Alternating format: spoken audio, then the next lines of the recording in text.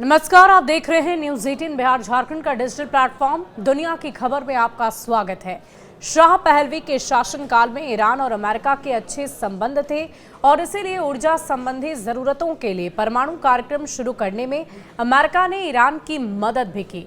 1989 में जब ईरान में इस्लामिक क्रांति आई और शाह पहलवी की सत्ता पलट हो गई, वहां शरिया कानून लागू हो गया तो अमेरिका ने परमाणु कार्यक्रम को रोक दिया, क्योंकि अमेरिका का ये मानना था कि ईरान की इस्लामिक सरकार परमाणु कार्यक्रम का शांतिपूर्ण इस्तेमाल की जगह उससे परमाणु बम बना सकती है। ईरान ने यूरेनियम संवर्धन करके विश्व भर में ऐसा मैसेज दिया कि उसके इरादे नेक नहीं हैं। क्यों खतरा लग रहा है, ये हम आपको बताते हैं।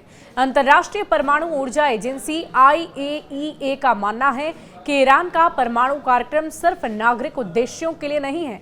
यही सोचना इजराइल का भी है, जबकि ईरान लगातार ये कह रहा है कि उसका परमाणु कार्यक्रम शांतिपूर्ण इस्तेमाल के लिए है।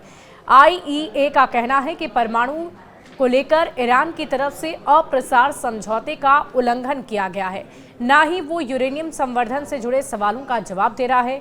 IAEA की ये रिपोर्ट में कहा गया कि ईरान ने इतना यूरेनियम संवर्धित कर लिया है कि उससे 9 परमाणु बम बनाए जा सकते हैं। इसे यूरेनियम 235 कहा जाता है और इसीलिए इजराइल ने मध्य ईरान के इस्फहान के स्थित नतांज परमाणु फैसिलिटी केंद्र को निशाना बना लिया है। इजराइल का दावा है कि 9 परमाणु वैज्ञानिकों को मारा गया है। इजराइल ने यह दावा किया है कि उसने हाल के हमलों से ईरान के 9 परमाणु वैज्ञानिकों को मार गिराया और इन सभी को परमाणु हथियार के विकास का अनुभव था।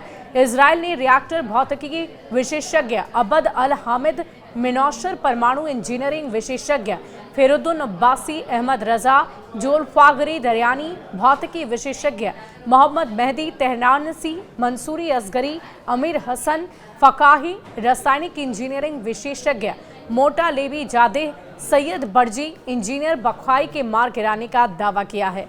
इजराइल का कहना है कि हम एक ऐसे दुश्मन के खिलाफ लड़ रहे हैं जो उन्हें खत्म करना चाहता है और इसीलिए वो इस खतरे को खत्म कर देना चाहते हैं।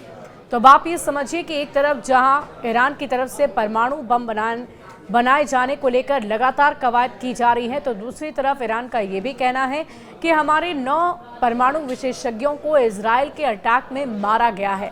हालांकि वो बार बार इस बात का दावा कर रहे हैं कि हम किसी भी लहजे से परमाणु का इस्तेमाल अशांति फैलाने के लिए या युद्ध के लिए नहीं करेंगे, बल्कि शांतिपूर्ण माहौल के लिए करेंगे। लेकिन इन सब के बीच एक बड़ा खतरा इजराइल के लिए है, क्योंकि अगर परमाणु बम बन जाता है, उसका ईरान अगर इस्तेमाल गलत तरीके से करता है, तो आप समझ सकते हैं कि स्थिति और भी ज़्यादा कितनी भयावह हो जाएगी।